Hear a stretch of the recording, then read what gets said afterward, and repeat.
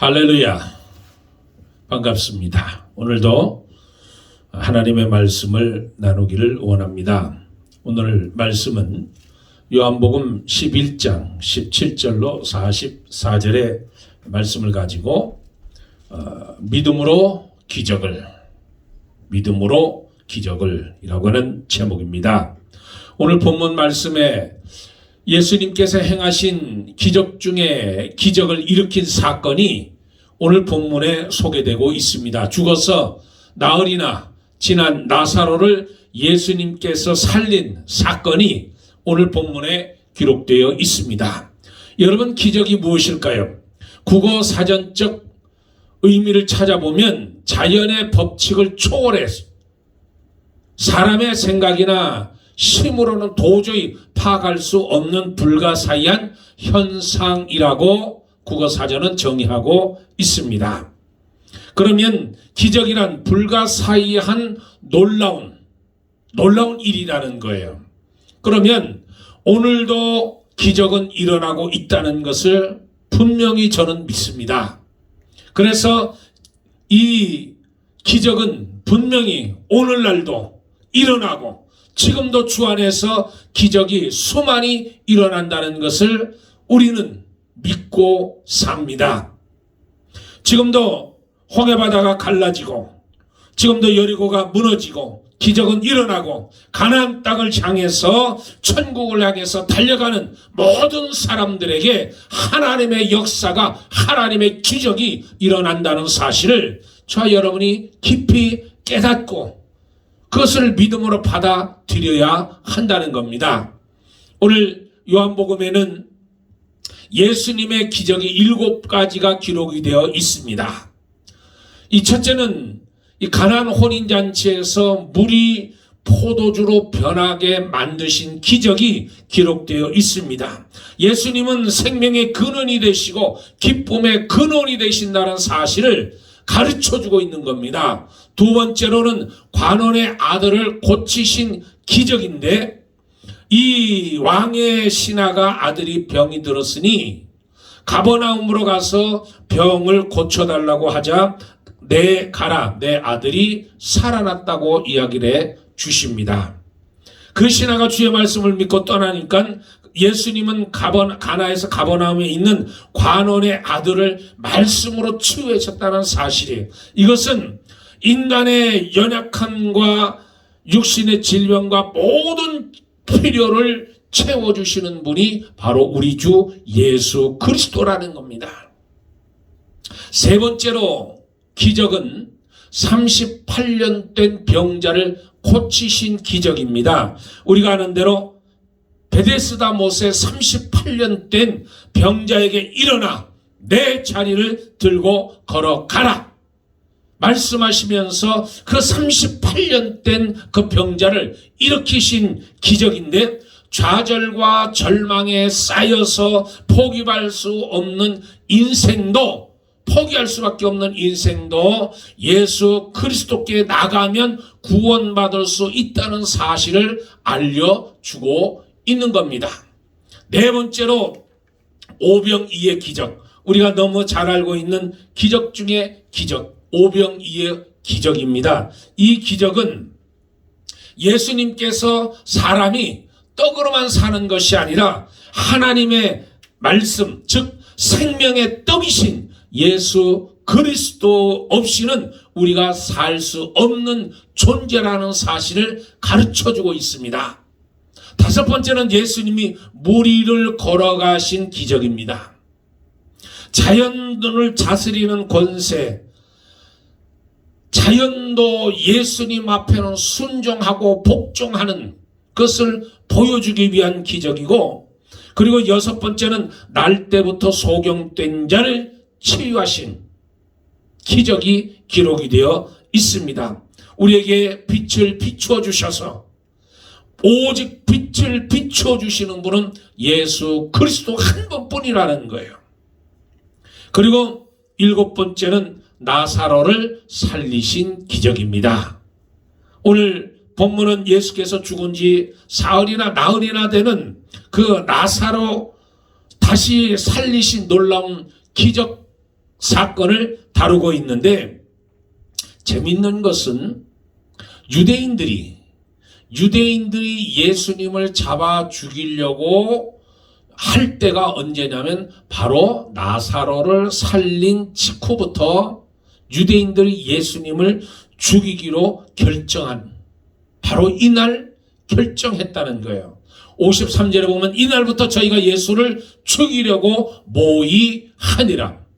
나사로를 살리신 사건은 예수님께서 십자가를 지신 사건과 매우 관계가 깊다는 사실을 우리가 깨달을 수 있는 것입니다. 즉 예수님은 죽은 자를 살리시고 며칠 후에 예수님이 십자가에 못 박혀 죽는 사건이 일어났다는 겁니다. 나사로를 부활시킬 수 있는 능력을 가지고 계시지만 아무 말 없이 십자가에서 예수님이 죽어주셨다는 거예요. 이것은 예수 그리스도의 부활 사건을 미리 설명해 주고 있는 내용입니다. 제자들에게 아무리 설명을 해도, 자신의 죽음과 부활을 설명을 한다 해도 제자들이 알아듣지를 못해요. 그러나 죽어 사흘이나 된 나사로를 살리신 이 사건을 통해서 어떻게 예수님께서 죽음에서 부활하고 죽음에서 살아나신다는 것을 직접 그 제자들에게 교훈으로 보여준 사건이 오늘 바로 이 사건입니다. 예수님께서 죽은 자를 살리신 이 일이 성경에 보면 3번이 기록되어 있습니다. 3번이 되어 있는데, 이 마가복음 5장에 보면 회당장 딸 야이로 방금 죽었어요. 방금 죽은 자를 예수님이 살려내시는. 그리고 두 번째로는 누가복음 7장에 보면 나인성 과부의 아들이 죽어서 이제 사람들이 매여 장사 지내러 가는 도중에 예수님을 만나서 예수님이 살리신 장면이 기록이 되어 있습니다. 그리고 세 번째는 지금 죽어서 무덤 속에 지금 나흘이나 있는 그 죽은 자를 예수님이 살리신 사건이 기록이 되어 있습니다. 불가능했다고 믿었던 그 사건 속에서 예수님이 부활하시면서 저들에게 가르쳐 주신 거예요. 마가복음 5장 35절에 보면 당신 딸이 죽었나이다 어찌하여 선생을 더 괴롭게 하나이까. 죽었다는 거예요. 죽었으니까 더 이상 괴롭게 하지 말라는 거예요. 그런데 예수님이 42절에 뭐라고 말씀하시냐면 사람들이 곧 크게 놀라거늘 죽은 자가 살아나니까 사람들이 보고 놀랍다고 기록되어 있는 겁니다. 야이로의 집에 있었던 모든 사람들이 그 죽었던 그 소녀가 살아나는 것을 보고 놀랬다는 거잖아요. 왜? 전에는 이런 일이 없었기 때문에, 한 번도 없었기 때문에, 그 누구도 본 일이 없었기 때문에, 소리조차 듣지 못했기 때문에 놀랍다고 기록하고 있는 겁니다. 두 번째는 베다니는 어떤 마을인가? 예루살렘에 가면 감람산이 있고 감람산 뒤편에 이 베다니라고 하는 동네가 있습니다. 예루살렘에서 베다니까지 한 오리쯤 되는 것이에요. 예루살렘에서 낙향한 사람들, 실패와 낙심과 절망한 사람들이 이 가난하고 또 병들고 소외된 사람들이 모여 사는 빈민촌이 바로 가버나움이라는 거예요. 돈 많고 벼슬한 부유한 사람들은 다 예루살렘 성 안에 살지만 이렇게 가난하고 어렵고 이런 사람들만 베다니에서 낙향해서 사는데, 이 베다니라고 하는 이 뜻이 괴로움의 집, 슬픔의 집이라는 뜻입니다. 오늘 본문 1절에 보면 어떤 병든 자가 있으니 이는 마리아와 그 형제 마르다의 촌 베다니에 사는 나사로라. 어떤 병든 자가 있다고. 그러니까 이 가정에, 나사로 가정에 이 세 가지 특징이 있는데, 첫째는 1절에 있는 대로 병든 가정이었다는 거예요. 병든 가정. 그리고 두 번째는 14절에 죽음의 가정이라는 거예요. 죽음이 찾아왔다는 거예요. 죽음의 가정이라는 거예요. 그리고 셋째는 33절에 슬픔의 가정이었다는 거예요. 슬픔의 가정. 베다니에는 양부모를 다 잃고 두 누이와 사는 그런 이 가정이 있었는데, 이 청년 나사로가 있었는데, 이 주님의 나사로의 친구가 돼서 유다를 방문할 때 꼭 그 집에 예수님이 머물곤 하셨다고 성경에 기록이 되어 있습니다. 그러던 어느 날 나사로가 알 수 없는 질병에 걸려서 시름시름 앓다가 죽은 거예요. 그래서 예수님을 이 병에 걸렸을 때 청해서 빨리 오셔서 고쳐달라고 그렇게 했는데, 예수님께서 일정이 계셔서 늦게 도착했다는 거예요. 늦게 도착했더니 바로 그 가정에 죽음이 찾아와서 이 숨을 거둔 이 나사로로 가는 이 청년이 있었다는 거잖아요. 그러니까 베다니는 가난과 질병과 고통을 안고 신음하는 슬픔의 도성이었다는 겁니다. 나사로는 마르다와 마리아의 가정의 삶의 기둥이었습니다. 이 부모를 잃고 마르다와 마리아에게 생계를 책임질 가장이 바로 이 나사로라는 인물인데, 그가 병들어 죽게 됐다는 거예요. 그러면서 거기에 절망이 찾아오고, 가정에 절망이 찾아오고, 불행이 찾아오고, 비극이 찾아왔다는 거잖아요. 어떻게 보면 우리가 살고 있는 이 땅이 바로 베단입니다. 슬픔이 있고 고통이 있고 괴로움과 실패가 있는 곳, 그것이 바로 베단이었던 것처럼 저 여러분이 살고 있는 이 세상이 바로 베단이에요. 그러나 우리가 소망을 가질 수 있는 것은 그 절망의 현장에 예수님이 가시면 기적이 일어난다는 거예요. 이 절망적인 환경 속에서, 이 절망적인 이 처지 속에서 예수님이 거기에 함께 계시기만 하면 문제가 해결되어지고, 그 문제가 불행이 도리어 행복으로 바뀌어진다는 사실이, 사망이 생명으로 바뀌어진다는 사실이. 세 번째로 인생의 가장 큰 문제는 무엇이냐는 거예요. 바로 죽음의 문제입니다. 죽음의 문제. 세상에 한 가지 확실한 것이 있는데 그것은 죽음입니다. 그래서 히브리서 9장 27절에 한 번 죽는 것은 정한 것이요, 사람에게 정한 것이요, 그 후에는 심판이 있으리라고 말씀해 주십니다. 세상에 죽음만은 확실해요. 그래서 지구상에 존재하는 모든 인류는 다 죽습니다. 제왕도 죽고 영웅호골도 죽고 절세 미인도 다 죽습니다. 그래서 철학자 헤겔이 말한 대로 어쩌면 인간은 죽기 위해서 태어났고 죽기 위해서 살고 있으며 죽음의 종착역으로 달려가고 있는 절망의 존재처럼 보인다는 거예요. 세상에 죽음같이 평등한 것은 없습니다. 세상에 많은 벽들이 있어요. 법 앞에 마녀는 평등하다고 하지만 사실은 평등하지 못하지요. 어떻게 해석하느냐에 따라서 달라집니다. 그러니까 이 법 앞에 모든 인간은 평등하다고 하지만 평등하지를 않습니다. 그런데 평등한 게 하나 있어요. 그게 바로 죽음이라는 거예요. 죽음은 누구에게나 찾아옵니다. 죽음은 이 모든 인간들에게 평등하게 찾아와요. 그래서 죽음은 왕이라고 봐주지 않습니다. 5대 독자라고, 7대 독자라고, 그리고 새색시라고, 새신랑이라고, 어리다고, 아이라고 봐주질 않는 거예요. 누구나 다 죽음 앞에 서 있다는 거예요. 이 죽음은 세상의 모든 것과 관계를 끊게 만들어줍니다. 모든 것이 관계를 끊겨줘요. 인생에 있어서 가장 심각한 문제는 죽음의 문제예요. 죽음의 문제도 심각하지만 죽음 뒤에 심판의 문제는 더 심각한 겁니다. 죽음의 문제, 죽음 뒤에 심판의 문제. 여러분, 이 죽음의 문제를 어떻게 우리가 해결할 수 있습니까? 이 죽음의 문제, 누구에게나 찾아오는, 누구나 피할 수 없는 이 죽음의 문제를 우리가 어떻게 해결할 수 있을까요? 그것은 바로 예수 그리스도를 믿으면 됩니다.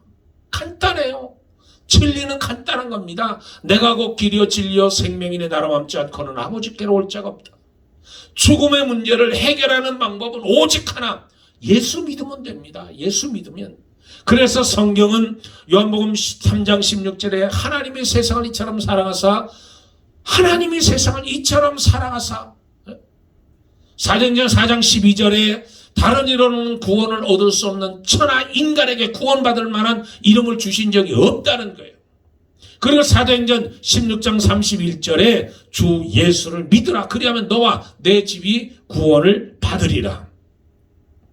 오늘 본문 25절에 예수께서 가라사대 나는 부활이요 생명이 나를 믿는 자는 죽어도 살겠고 무릇 살아서 믿는 자는 영원히 죽지 아니하리니 이것을 내가 믿느냐.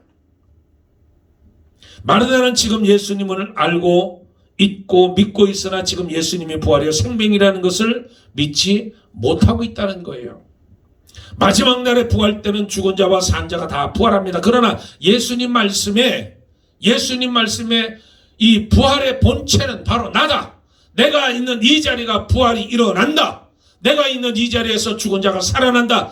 이것을 내가 믿느냐는 거예요.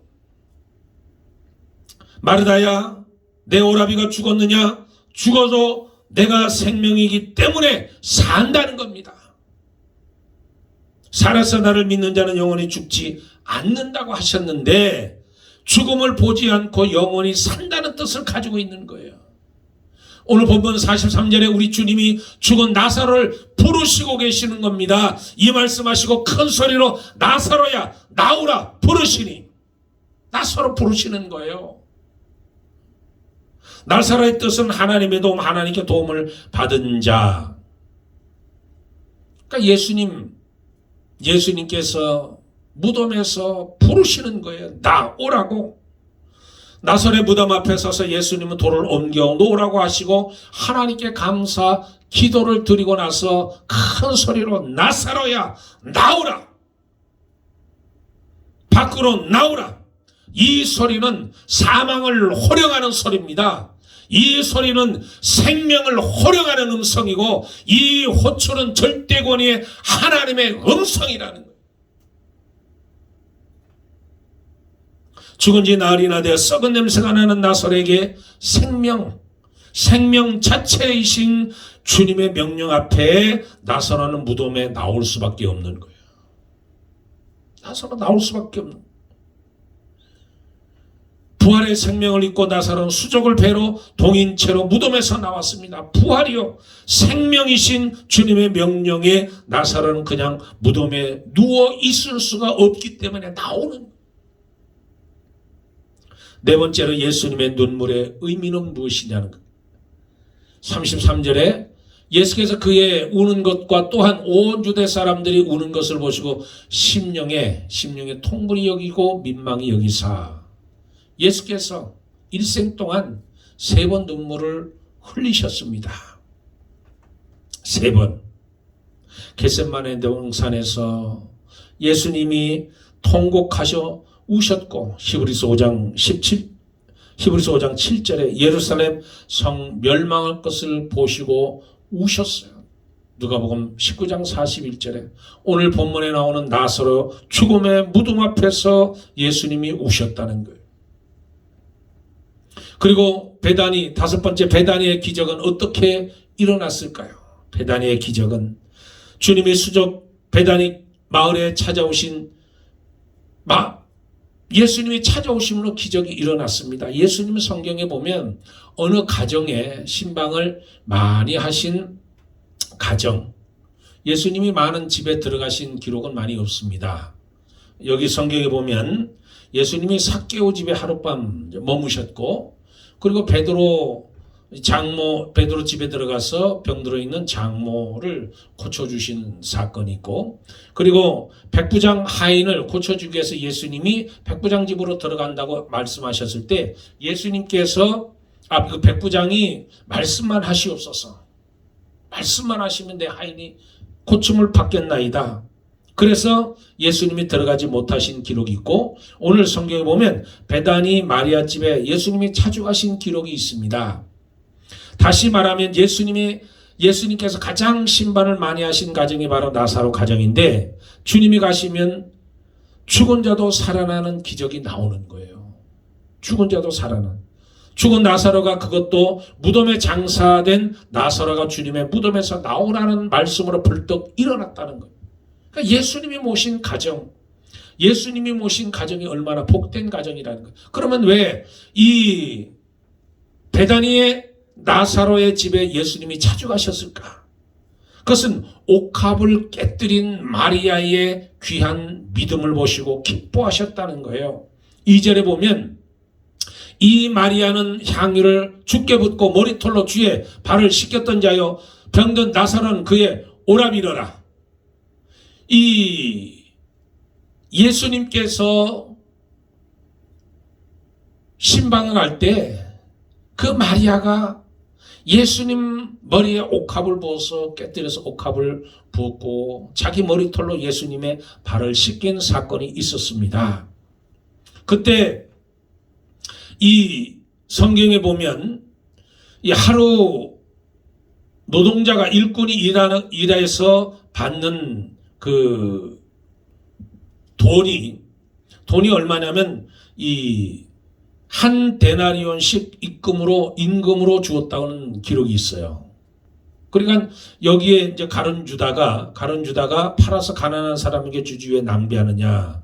그런데 300데나리온이라는 기록이 있습니다. 300데나리온. 그러면 300데나리온, 한 데나리온은 일일 노동자 임금으로 주었다 그러면 이 300일의 임금에 해당하는 거예요. 300일. 그러면 오늘날 하루 일당을 우리가 100불로 치면 3만 불 정도 되는 향유예요. 그러니까 가룟 주다가 그걸 팔아서 가난한 사람에게 주지 왜 낭비하느냐고 그랬던 거예요. 그러니까 예수님 마음을 이 사로잡았던 것은, 예수님이 그 가정을 사랑하게 만들었던 것은 바로 예수님을 위해서 예수님 앞에 헌신하고 예수님께서 그 믿음을 보시고 귀하게 여기셨다는 거잖아요.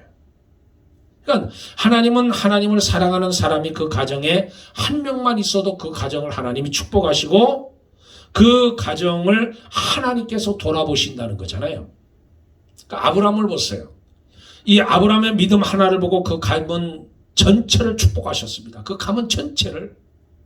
그리고 우리가 아는 대로 포디발 장군이 복을 받았던 이유는 그 가정에 요셉이라는 종이 있었기 때문에 그 가정이 복받는 거예요. 형통하는 거예요. 그래서 성경에 보면 또 이 라합이라는 여인이 나옵니다.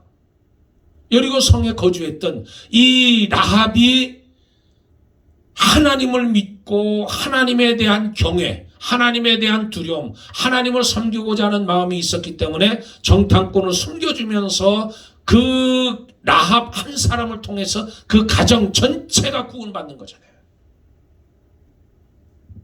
하나님은 그 가족 중 한 명만 마음에 드는 사람이 있어도 그 사람 때문에 그 가정을, 그 집을 하나님이 복 주시고 지켜주신다는 사실이, 이 마리아 하나 때문에 예수님께서 그 가정을 사랑하시고 그 가정에게 복을 주신다는 사실입니다.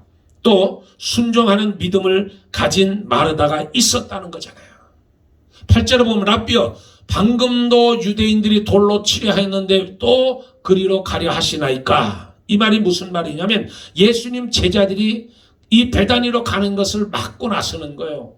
지금도 유대인들이 돌로 치려 했는데 또 거기에 가셔서 또 무슨 안 좋은 일을 당하시려고 그러십니까? 그런 가운데서도 예수님이 가시는 거예요.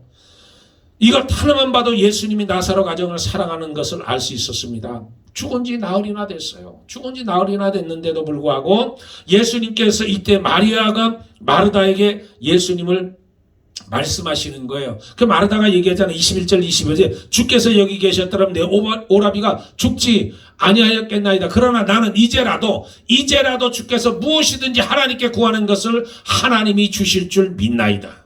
이제라도 비록 내 오라비가 죽은 지 사흘이나 돼서 저 무덤 가운데 들어갔지만 주께서 여기 계셨더라면 내 오라비가 죽지 아니하였겠나이다. 그러나 이제라도 주께서 무엇이든지 하나님께 구하는 것은 다 주실 줄 압니다.